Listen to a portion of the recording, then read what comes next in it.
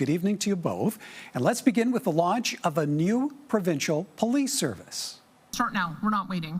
We want to make sure that everybody feels that they've got the policing that they need close to home. This is something nobody wants, nobody asked for, and is going to cost us billions of dollars just so Danielle Smith can say she did something. It will be known as the Alberta Sheriff's Police Service, and headquartered out of Calgary. The Premier says for now it is not meant to replace the RCMP and will work alongside existing law enforcement, and municipalities will have the option to contract the new service for local policing needs instead of the Mounties.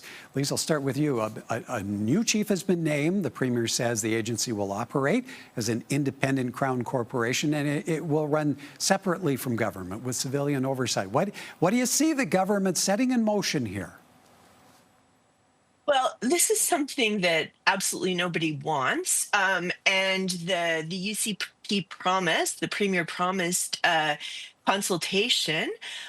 In fact, she promised a referendum, but she's acting first and consulting never. This is really, again, it's about the UCP's particular brand of populism, which makes the federal government always the enemy. And it's going to be incredibly costly to even train 600 officers up to the current level of RCMP training will cost Alberta $5 million. Why exactly are we doing this?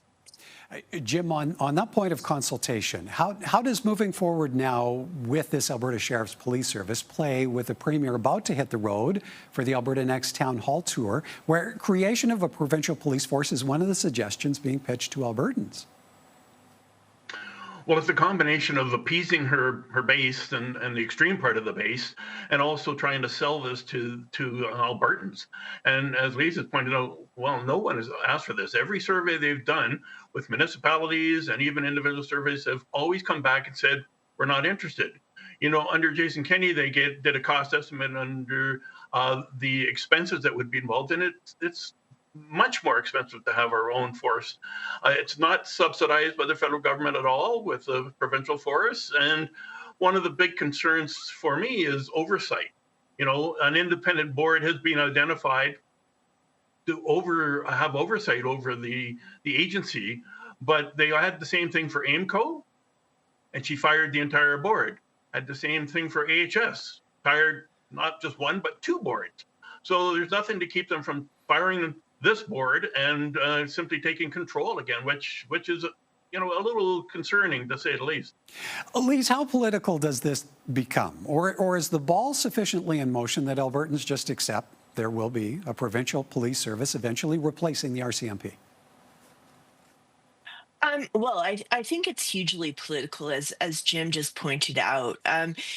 You know, this is a premier who has proclaimed her admiration for Kristi Noem. It's not hard to imagine that this police agency could be used to suppress dissent at some point in the future. It's inherently political. You know, it is true that the federal government appears to be moving in a different direction with the RCMP, but that is not coming for quite some time. There is no need to move in a reckless direction towards an Alberta police service at this point in time. Okay, next up for us, we heard from Thomas Lukaszuk off the top on his Alberta Forever Canadian initiative, getting the green light to pursue a petition on an anti-separation referendum. Jim, what's to be made of the degree of confidence this former deputy premier brings to this petition push? What will he need to succeed? Well, the most important thing is that, of course, when this comes out and he gets the financial coordinator that he needs, et cetera, and a few of the details put in place, it's going to be in the middle of the summer. And if the bystander effect kicks in and everybody says, well, gee, 60 to 70% of Albertans want to remain in Canada, so I'm going to let the other people sign the petition and make sure that it's done, because we've got lots of people that support it and very few that don't support being in Canada. So we'll stand back and let him go with that. So he has to have a good ground game. He's articulated his position very well. And if he can have a good, strong ground game, get the signatures he needs, hopefully that will send a message to the Premier and she'll stop appeasing these separatists in her party. And there's a number of them who are identified on the Republican Party of Alberta website as identified as supporting independence. And, that's unfortunate. So, Lise, how much of a fight do you think Thomas Lukaszuk should be bracing for from pro-separatist forces, and how dominant a discussion do you feel this is set to become over the next few months? Well, yeah, it is summer, and as Jim pointed out, there is this bystander effect. At the same time, I think 70% of Albertans are pretty passionate about remaining in Canada. So I think there'll be a huge amount of momentum behind this. And it's really quite a brilliant political move. In the chess game of referendum politics, this was really a powerful move because it's preemptive, it reframes the debate, it exploits a procedural window, and it forces the political class to, the UCP class, to clarify where they stand on unity. I think it is really quite brilliant. Jim, does there come a point where the Premier will have to take a side? Well, the Premier wants to play both sides, and she's made it obvious by changing legislation as the requirements of the actual number of signatures required and the time frame.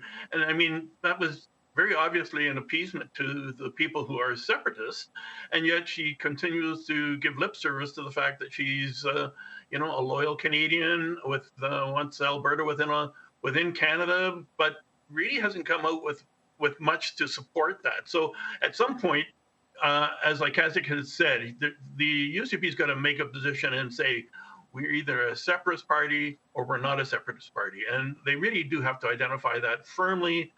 If it costs them all the fringe elements within their party, then so be it. Two former UCP MLAs, now sitting as independents, are looking to revive the Progressive Conservative Party of the past. And here's how the Premier is responding. If they can put forward do so in a legal way, then I think that always is a positive to be able to have lots of options. It's good for democracy.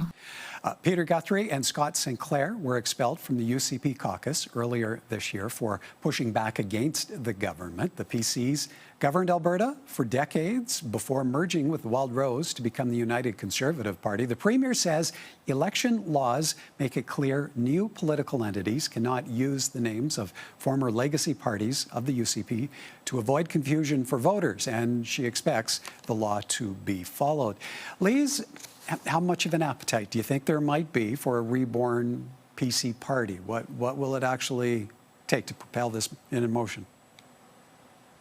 Yeah, well, the way Guthrie put this, Albertans need a stable government, a less chaotic government. And I think that there's a huge majority of Albertans who feel that way. I think this is a really interesting move. I mean, the Premier is currently being squeezed from the right and now from the center. And it's really interesting to see how she'll respond both to the challenge both from the center and from the right. Also, I think that Guthrie and Sinclair have been actually doing a better job at holding government to account than the NDP at this point. And unless the NDP pulls, up its game, this could really eat into NDP support, particularly in places like Calgary. So it's very, very interesting. Jim, Guthrie and Sinclair driving to revive the PCs, the Republican Party of Alberta eating into votes in the recent Olds Didsbury Three Hills by-election. How worrisome a time might this be for the UCP when it comes to unity under the Conservative tent? Oh, I think the balkanization of the UCP party is evident. It was always a difficult union. You took an ideologically based grassroots Wildrose and you tried to match them with a cadre party that was, a large big tent party in the Progressive Conservatives, and now they've been fighting for for control ever since. And it just continues to see that there really wasn't any love in that relationship from the get-go. And I think they've just been waiting it out and trying to preserve it as much as they can. And it's just evident that it's falling apart on both sides of the spectrum. Lise, what kind of discussion do you see all of this generating behind closed UCP caucus doors, maybe even within UCP constituency associations? Yeah, I mean, I think that there's going to be a lot of anxiety. And like I said earlier, there's been a lot of focus on the challenge from the right. And that's certainly what's been driving a lot of the recent announcements. But now they've got to contend with being squeezed from both directions. So I'm assuming it's going to be, causing some pretty intense conversations, if not splits in some riding associations. But I think that it is interesting that Guthrie and Sinclair are really trying to challenge them or channel the memory of Lougheed era moderation to offer a values-driven alternative to the UCP. So we'll see what happens. Jim, Lise earlier mentioned the effectiveness of Guthrie and Sinclair as opposition to the UCP government. If this is to become a mainstream centrist party, this new PC party, as Guthrie and Sinclair are suggesting, how worrisome is that for Naheed Nenshi and the NDP, or are any resurgence outliers like Liberals, Alberta Party, that they might have been hoping to build ahead of the next election?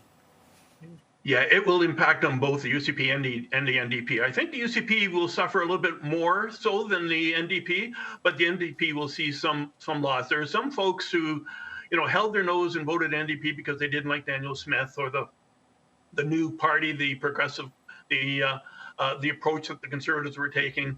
But that could come to an end if they have somewhere else that they can park their votes, that gives them that moderate alternative, that they can still be a small seat Conservative, have those physical responsibilities, and not have to vote for the UCP. I think you're going to find that there's a significant number of former PCs who would love to have that, and it will attract quite a few supporters, I would project. Lise, Guthrie and Sinclair have some work to do. They either need another MLA to have a legislature caucus or collect north of 8,800 signatures to register as a party, and I understand that is underway as well.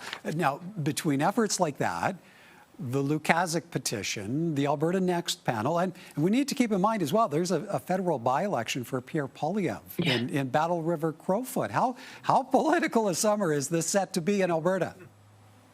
Yeah, I think it's going to be a very interesting summer. Normally we see the MLAs retreating to their constituencies and, flipping pancakes. But that's really not going to be what this summer is about. And I think Danielle Smith is in some trouble at this moment, and she knows it. Yeah, Jim, tomorrow marks the start of Calgary Stampede. What kind of political talk do you expect to be over the flipping of pancakes and burgers and the barbecue? Well, they'll all be focused on the fact that they want to have a good hot summer and not talk about politics for a bit. I would imagine the average Albertan, I don't think, wants to be quite as engaged as they've had to be in the last little while. And voter apathy, is a real thing. Fatigue kicks in, and it's like, oh, do we have to talk about that again? And I would think that that's what they're going to find with the Alberta Next panel. It's going to be so much, people are just worn out and they've had enough. Well, as long as we have something to talk about on the panel over the next few months of summer, we'll be happy for that. Okay, we'll have to leave it there. Great to see you both. Thank you kindly. Thanks, Bye, Michael. Bye, Thanks, Jim. Lise.